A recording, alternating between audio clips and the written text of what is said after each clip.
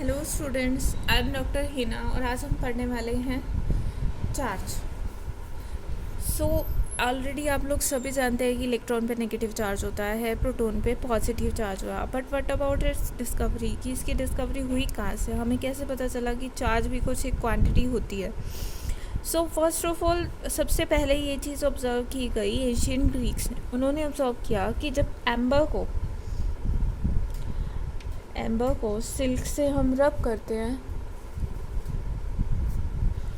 हमारे पास क्या होता है कि वहाँ पे silk acquire the property of attracting light objects like pieces of chaff. So silk has the property to attract light objects. यानी कि एम्बर को सिल्क से रब करने की वजह सिल्क में कुछ ना कुछ ऐसा आ गया होगा कि वो फर्दर उनको अट्रैक्ट कर पा रहा है। So this is the further किसने ऑब्जर्व किया था? William Gilbert. He observed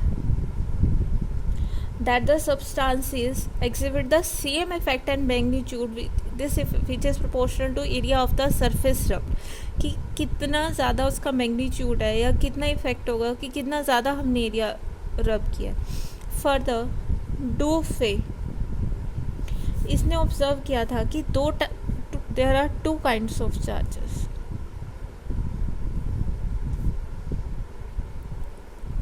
Like amber and silk, he rubbed two glass rod to ebonite rod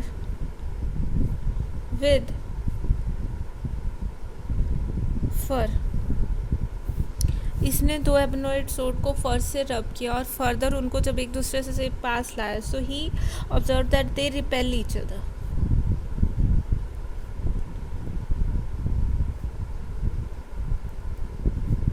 but जब इसने दूसरा करा कि जब इसी रोड को, ग्लास रोड को सिल्क से रब करे तो उसके ऊपर भी एक चार्ज क्रिएट हो जाता है। सो ये जो रोड है वो उस एबोनाइट रोड को अट्रैक्ट कर रही है। और ओबियसली अगर दो एबोनाइट रोड है, उनको फर से रब किया है, तो उन पे same kind of charge develop हुआ होगा। सो दैट मीन्स यहाँ से दो बेसिक लॉ आपके पास आ गए। Like charges repel each other and ये दोनों अट्रैक्ट कर रहे हैं and these are like charges, तो ये ऑब्वियसली अनलाइक चार्जेस होंगे। सो अनलाइक चार्जेस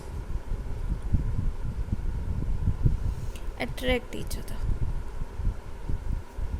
ये बहुत बेसिक लॉ है, you have already done that. और आप लोगों ने कहीं ना कहीं बचपन में ये ज़रूर किया होगा, सभी ऑलमोस्ट करते हैं, कि जब आपके घर में ऑयल लगा होता है और आपके पास एक स्केल होता है, तो नॉर्मली जब छोटे होते थे तो हम कहते थे कि एक मैजिक ट्रिक है ये।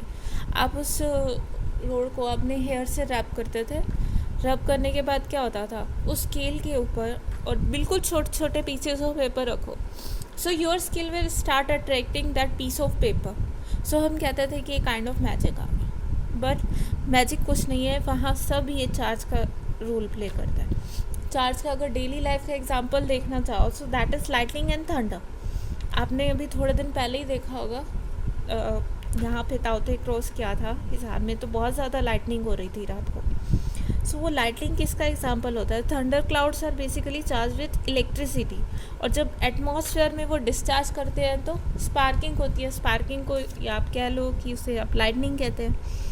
सो इसी लाइटनिंग की वजह से या इसी चार्ज की वजह से हमें क्या होता है, थंडर स्टॉर्म दिखते हैं या जो भी है। सो नेचर में ये चार्जेस पहले से ही एग्जिस्ट करते हैं, और आप सबको पता है जो एटम है that is completely electrical neutron, उसमें नंबर ऑफ इलेक्ट्रॉन्स और पॉजिट्रॉन्स इक्वल होते हैं। बट जब ये चीज़ें डिस्कवर हुई थी तब तक हमें एटम का स्ट्रक्चर पता ही नहीं था कि उसके अंदर इस तरह से। सो उस टाइम के लिए ये डिस्कवरी बहुत ह्यूज थी कि किस तरह से ये रब करने पे वो अट्रैक्ट करता है या रिपेल करता है। जैसे बचपन में हमें ये एटम्स के बारे में नहीं पता होता, सो फॉर दैट थिंग वो चीज़ हमारे लिए मैजिक थी कि कैसे वो जो ग्लास का स्केल है पीस ऑफ पेपर को अट्रैक्ट करता है। सो कुछ कुछ उस टाइम के पीपल के लिए भी ऐसा ही हुआ था कि दो तरह के चार्ज है, एक अट्रैक्ट कर रहा है, लाइक चार्जेस रिपेल करते हैं और लाइक चार्जेस अट्रैक्ट करते हैं। सो बाद में जब एटम की डिस्कवरी हुई और सब कुछ हुआ तो हमें पता चला कि एटम जो है, एटम का स्ट्रक्चर किस तरह होता है कि उसके अंदर ये न्यूक्लियस है, that is completely positive charge. इसके आउटसाइड में इलेक्ट्रॉन्स हैं लाइक दिस, जो कि अपने ऑर्बिट में रिवॉल्व कर रहे हैं। सो हम क्या करते हैं, जब हम ये रबिंग करते हैं या किसी भी चीज़ से, तो ये जो इलेक्ट्रॉन है किसी किसी मटेरियल में ये लूजली बाउंड होते हैं। सो सब रब करने से ये लूजली बाउंड इलेक्ट्रॉन ट्रांसफ़र हो जाते हैं दूसरे सरफेस पे। सो इस पर पॉजिटिव चार्ज डेवलप हो जाता है, और जिस सरफेस पे ये चले जाते हैं उस पर नेगेटिव चार्ज आ जाता है। और लाइक चार्जेस तो हमने देख ही लिया, वो रिपेल कर रहे थे, और अनलाइक चार्जेस अट्रैक्ट कर रहे थे। ओके, सो चार्ज की एक प्रॉपर्टी और ही होती, कुछ प्रॉपर्टीज़ होती हैं जो कि ऑब्जर्व की गई। फर्स्ट थिंग इज़ कि charge is always conserve. Charge को आप क्रिएट नहीं कर सकते, चार्ज को आप डिस्ट्रॉय नहीं कर सकते। जैसे कि मैंने कहा था कि जब हम रब करते हैं तो एक सरफेस का चार्ज दूसरे सरफेस में चला जाता है। So total charge always remains conserved. So first thing is charge is always conserved. Second thing is charge is quantized. What do you mean by quantized? Quantization क्या होती है? क्वांटाइजेशन का क्या मतलब है कि वो हमेशा इंटेग्रल मल्टीपल रहेगा एक चीज़ का, कि उसकी डिस्क्रीट अमाउंट है। जैसे कि हम कहते हैं ना किसी चीज़ पे +2e चार्ज है, 4e चार्ज है, e is a basic amount charge on the electron. So कभी ये तो नहीं कहते कि 1.5 चार्ज है या 1.75 चार्ज है, कुछ नहीं कहते ऐसा, क्योंकि या तो है। So this means charge is your quantized. Third thing is charge object exert electrostatic force in on each other, that means they exert force. Electrostatic force की अब हम बात कर रहे हैं। इलेक्ट्रोस्टैटिक मीन्स इलेक्ट्रिक फोर्स है नेचर में, static means वो पोजीशन पे फिक्स, चेंज नहीं करेगा with respect to time. Again like charges repel each other and unlike charges attract each other. Okay, so next thing which we deal about today is voltage. अब voltage क्या चीज़ होती है? So energy is always conserve, जैसे कि हम पढ़ते आए हैं, it can always be transferred from one form to the other, ये हमेशा ट्रांसफॉर्म होती है। सो एनर्जी को अगर आप देखें, energy is the spent as the work for transporting charge from one point to another point. So this is known as the energy, कि कितना। सो वोल्टेज, अगर हम सोर्सेज की या चार्ज की, इलेक्ट्रॉनिक्स की टर्म में बात करें, सो energy is known as it is the amount of work done for transporting charge from one point to another point. So this is the amount of work done for transporting charge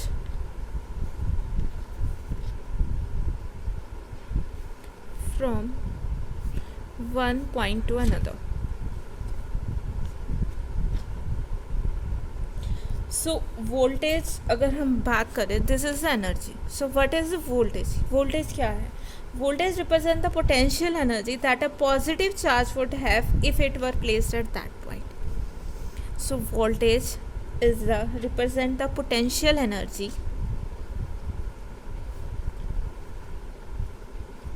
that a positive charge would have if it is placed at that point. अब ये क्या है, हमें work done करना पड़ रहा है charge को ट्रांसपोर्ट करने में एक पॉइंट से अलग पॉइंट में। चार्जेस अपने आप ही फ्लो करते हैं, बट आपको पता है कि जो चार्ज होते हैं इलेक्ट्रोस्टैटिक फोर्स लगता है। सपोज करो यहाँ पे एक चार्ज है plus Q amount of positive charge है, तो इलेक्ट्रोस्टैटिक लाइंस होंगी लाइक दिस, आउटवर्ड डायरेक्शन में होती है पॉजिटिव चार्ज के लिए। सो अगर हम बात करें स्पेस अराउंड अ चार्ज, जहाँ तक उसका इन्फ्लुएंस एक्सपीरियंस होता है, that is known as a electric field. आपने इलेक्ट्रिक फील्ड तो शायद एक्सपीरियंस किया हो, बट मैग्नेटिक फील्ड बहुत लोगों ने एक्सपीरियंस किया होगा। बचपन में देखा होगा आप लोगों ने, या अभी भी जब दो मैग्नेट्स को हम पास लाते हैं तो एक पॉइंट के बाद या तो वो फटाफट से अट्रैक्ट हो जाती है, या फिर वो एक पॉइंट सर्टेन पॉइंट के बाद पास ही नहीं आती अगर वो सर्टेन डायरेक्शन में है तो। सो अगर उनके पोल सेम होते हैं तो वो बिल्कुल पास नहीं आती, अगर अपोजिट पोल्स होते हैं तो वो फटाफट अट्रैक्ट हो जाती है। सो वो डिस्टेंस जहाँ तक वो एक दूसरे के पास उसके बाद नहीं आती है तो वो उसके अराउंड का रीजन कहता है मैग्नेटिक फील्ड। उसी तरह चार्ज के अराउंड एक रीजन होता है जिसको हम इलेक्ट्रिक लाइन ऑफ फोर्सेस से रिप्रेजेंट करते हैं, जिसे हम कहते हैं इलेक्ट्रिक फील्ड। ओके, और ये जो लाइंस है इसे कहते हैं इलेक्ट्रिक फील्ड लाइंस। सो जब भी एक टेस्ट चार्ज को इस पॉजिटिव सोर्स के पास लाया जाता है तो हम इस इलेक्ट्रिक फील्ड के अपोजिट काम कर रहे हैं। सो हमें कुछ ना कुछ एनर्जी देनी पड़ेगी, क्योंकि लाइक चार्जेस तो रिपेल करता है, ये तो पास आने ही नहीं देगा। So some energy when a test charge is moved against the positive charge, work has to be done against this electrostatic field of repulsion. So this work done per unit charge against the electrostatic force of repulsion in bringing this charge, test charge, from infinity to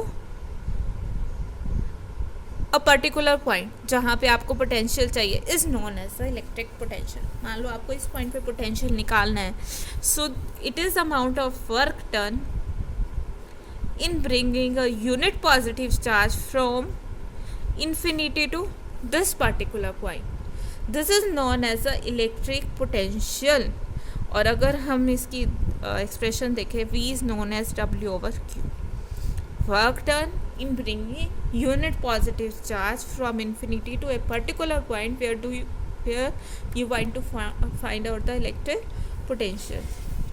okay, और अगर इसी के field में हम एक point पर निकालना चाह रहे हैं, so this is known as the potential. Now what is potential difference?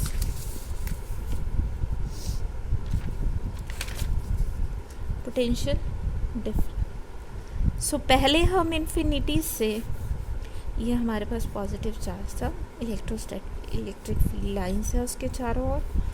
सो हम इन्फिनिटी से किसी भी पॉजिटिव टेस्ट चार्ज को यहाँ पे लेके आए दिस पॉइंट तक। So this is known, suppose कीजिए पॉइंट ए है, so this is the potential at A, कितना वर्क डन लगा। सो पोटेंशियल डिफरेंस क्या होगा कि अब इन दो पॉइंट के बीच में हमें टेस्ट चार्ज को मूव करना है V B. So potential difference is V A minus V B is amount of work done in carrying the test charge between these two points. So voltage is a quantitative expression of potential difference between two points in an electric field. Okay, so quantitative expression है कि कितना लगेगा वहाँ से वहाँ तक जाने में। एब्सोल्यूट वैल्यू इसकी नहीं बता सकती। जितनी ज़्यादा वोल्टेज होगा उतना ही ज़्यादा फ्लो ऑफ करंट होगा किसी भी कंडक्टर में, क्योंकि उतना ही ज़्यादा वर्क डन हमने किया है उसको लाने के लिए। सो वोल्टेज करंट के डायरेक्टली प्रोपोर्शनल रहती है। फाइन, सो आई होप आपको ये समझ आ गया होगा। सो 1 volt will derive 1 coulomb of charge carriers such as electron through a resistance of 1 ohm in 1 second. Voltage किसी भी तरह से हो सकती है, डायरेक्ट भी हो सकती है और अल्टरनेटिंग वोल्टेज भी हो सकती है। So voltage simply polarity same रहती है सभी टाइम पे। और अगर आप इसको पोटेंशियल डिफरेंस को इलेक्ट्रिक फील्ड से रिलेट करना चाहें, so the relation between them is this is V B minus V A, क्योंकि फाइनल पोजिशन बी है। So V B minus V A is equals to minus A to B electric field line के along E dot D L, और you can say D V is equals to minus E dot D L, और D V over D X is equals to minus C. So ये represent electric field हमेशा point करेगा in the direction of decreasing potential, क्योंकि ये negative sign है आपके पास। सो अगर हम पोटेंशियल डिफरेंस की टर्म में बात करें, पोटेंशियल डिफरेंस क्या हुआ कि एक टेस्ट चार्ज को दो पॉइंट के बीच में मूव करने में कितना वर्क डन हुआ, that is known as a potential difference. Okay, so next thing जो आज हम पढ़ेंगे दैट इज करंट। अब करंट क्या है? The electric current is defined as the amount of charge flowing per unit time in a particular direction through any cross section of current, कि कितना charge पर यूनिट टाइम में flow कर रहा है किसी भी एक पर्टिकुलर डायरेक्शन में is known as the current. So the electric current, I'm writing this definition for you, can be defined as the amount of charge flowing per unit time in a particular direction through any cross section of conductor.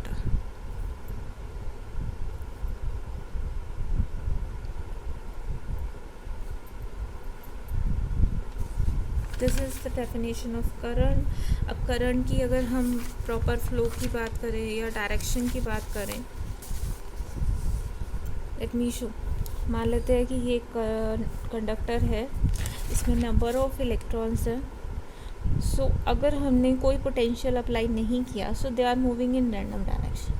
कि ये electrons conductor में आपको पता है electrons free होते हैं move करने के लिए, उनकी पोटेंशियल एनर्जी बहुत कम होती है. तो कि इतना कम होता है उसकी बाइंडिंग एनर्जी कि जो थर्मल एनर्जी है वो उनको इजीली इजेक्ट कर देती है और फ्री इलेक्ट्रॉन हमारे पास बहुत ज़्यादा होते हैं. So this is the random motion of electron without any charge. So अब इस सेम चीज़ को हम क्या करते हैं, सेल से कनेक्ट करते हैं.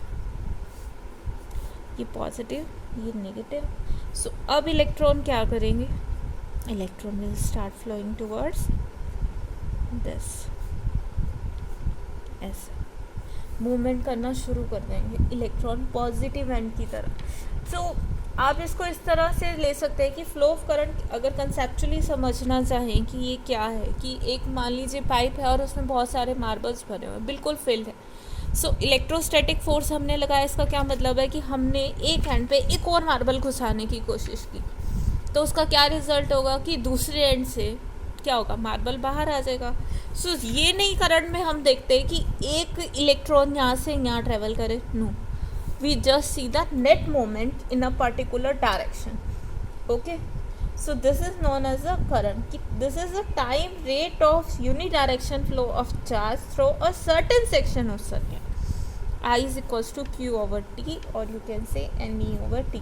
N is the number of electron, E is the charge on electron, और इसका ऐसा यूनिट क्या होता है, ampere. So current is said to be 1 ampere if there is 1 coulomb charge flows through any cross section of conductor in 1 second. Okay.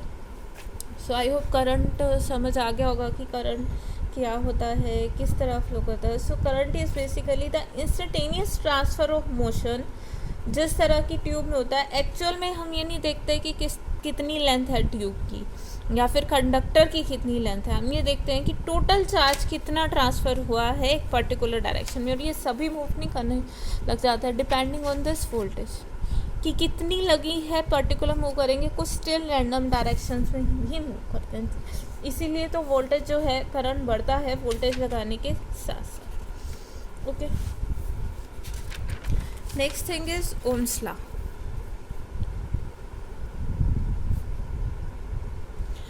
Simon Ohms थे जिन्होंने ये law दिया था, जर्मन फिजिस्ट. इन्होंने रिलेशनशिप इन्वेस्टिगेट किया था between voltage and current in a particular direction at constant physical condition. Temperature, pressure सब constant था. So mathematic formulation you all know, V is directly proportional to I और V is equals to RI. R is constant of proportionality known as resistance, और you can say V upon I is equals to R. So this is the Ohm's law. और Ohm's law की अगर experimental verification या pictorial देखना है तो इस तरह से, this is V, this is I. Circuit अगर आप देखना चाहें तो इसमें क्या करते हैं, सिंपली एक रेजिस्टेंस लगाया, उसको एक बैटरी से कनेक्ट कर दिया, पैरेलल में एमीटर हमेशा पैरेलल में लगेगा क्योंकि हमें करंट नोट करना है, और रेजिस्टेंस के क्रॉस कितना पोटेंशियल ड्रॉप हो रहा है उसके लिए हम एक वोल्ट मीटर लगा देंगे. Fine. So this is simple representation. So ये नेगेटिव, ये positive terminal, this terminal is positive, this is negative, this is resistance.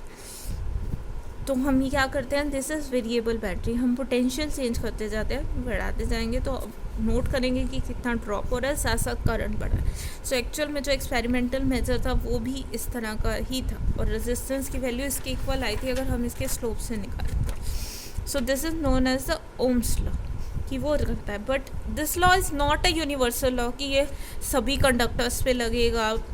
Ohm's law लगता है बट नॉर्मल कंडीशन में, नॉर्मल रूम टेम्परेचर पे लग कह लो, या फिर इस तरह, और सभी मटेरियल्स पे नहीं लगता। कुछ मटेरियल्स इसको फॉलो करते हैं, उनको हम ओहमिक मटेरियल कह देते हैं, और जो फॉलो नहीं करते उन्हें नॉन ओहमिक कहते हैं। कुछ लिमिटेशन जो हैं, first of all at low voltages, अगर बहुत लो वोल्टेजेस की बात करें कि हम ज़ीरो से बढ़ाना शुरू करें, तो वैल्यू ऑफ करंट भी ज़ीरो रहती है शुरू के कुछ वोल्टेजेस के लिए, अगर हम मिली वोल्ट के रीजन में चले जाए। सो ओम्स लॉ बहुत स्मॉल वोल्टेजेस के लिए फॉलो नहीं करता। अगर मिली वोल्ट देखो तो एक इस तरह से, अगर ये तो जैसे 0, 1, 2 इस तरह से हम डेली लाइफ में वोल्टेज लगाते हैं, but if we talk about millivolt या माइक्रो वोल्ट, यहाँ पे जैसे 1 मिली वोल्ट होगा तो करंट एक सर्टेन लेवल के बाद थोड़ा जाके बढ़ेगा। सो बिल्कुल लो वोल्टेजेस पे ओम्स लॉ फॉलो नहीं करता। सेकंड, अगर बहुत हायर वोल्टेज की बात करें, बहुत ओम्स लॉ तब तक फॉलो करता है जब तक कि आपका टेम्परेचर कांस्टेंट रहता है। अब जैसे जैसे आपने कभी नोट किया होगा कि जैसे जैसे करंट बढ़ाते जाते हैं तो चीज़ें हीटअप होना शुरू हो जाती हैं, तो उनका टेम्परेचर इंक्रीज़ हो जाता है। सबसे कॉमन एग्जांपल है आपका बल्ब, धीरे धीरे धीरे धीरे यूज़ करो तो वो बहुत ज़्यादा गर्म हो जाता है।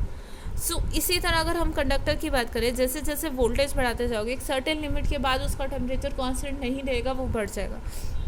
सो हाई वोल्टेज पे टेम्परेचर बढ़ता है, जिस वजह से हीटिंग इफेक्ट आता है, और ये लीनियरिटी से डेविएट करता है। अब लीनियरिटी से डेविएट क्यों कर रहा है, देखो टेम्परेचर का काम है इनको रैंडम मोशन देना, और वोल्टेज का काम है इनको एक पर्टिकुलर डायरेक्शन में जाना। टेम्परेचर बढ़ गया तो जितने पर्टिकुलर डायरेक्शन में जा रहे थे वो कम हो गए ना, इसीलिए वो अब डायरेक्टली प्रोपोर्शनल रह कि इससे डेविएट कर जाता है। थर्ड होते हैं सुपर कंडक्टर। सुपर कंडक्टर के केस में भी ये फॉलो नहीं करता ओम्स लॉ। अभी हम सिर्फ कंडक्टर्स की बात कर रहे हैं, सेमी कंडक्टर और इंसुलेटर पे तो ये वैसे ही नहीं फॉलो करता। सो अगर हम बात करें सुपर कंडक्टर के केस में, कुछ इस तरह से आता है टेम्परेचर और इसका रेजिस्टेंस एंड टेम्परेचर। सो एक पर्टिकुलर टेम्परेचर से नीचे रेजिस्टेंस बिल्कुल ज़ीरो हो जाता है सुपर कंडक्टर का, तो ओम्स लॉ फॉलो ही नहीं होगा, वहाँ तो क्रिटिकली कोई हीट ही नहीं है। ओके, सो यहाँ ओम्स लॉ फॉलो नहीं होता। नेक्स्ट है कि अगर सेमी कंडक्टर की बात करें, सेमी कंडक्टर आप सबको पता है, अब मैंने अभी थोड़ी देर पहले बताया भी था लास्ट लेक्चर में। सेमी कंडक्टर में डायोड की बात करें, ट्रांजिस्टर, इस तरह से कुछ करंट और वोल्टेज होता है। This is in forward bias, this is in reverse bias.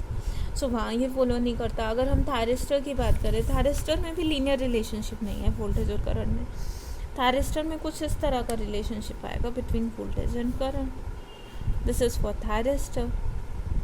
So Ohm's law doesn't follow in thyristor also. So this is not a universal law. करता है कंडक्टर्स में, बट सर्टेन टेम्परेचर पर temperature pressure की condition change नहीं होनी चाहिए। जैसे ही temperature change करेगा तो वो वेरी ओम्स लॉ फॉलो नहीं करेगा। लो टेम्परेचर पे नहीं करता, हाई पे नहीं करता, सुपर कंडक्टर में नहीं करता, इवन सेमी कंडक्टर में नहीं करता, थायरिस्टर में नहीं करता। सो बहुत सी जगह ऐसी है जहाँ ओम्स लॉ फॉलो नहीं करता। Okay student, so that's it for today. आपके पास एग्ज़ाम में आपके पास रेजिस्टेंस और के सीरीज़ और पैरेलल के न्यूमेरिकल्स भी आते हैं। मैं नहीं करवा रही हूँ, आपने बहुत ज़्यादा डिटेल में कर रखे हैं +2 में। सो प्लीज़ उसे रिकॉल कर लीजिएगा, और स्टिल कोई डाउट है तो आप मुझसे पूछ सकते हैं।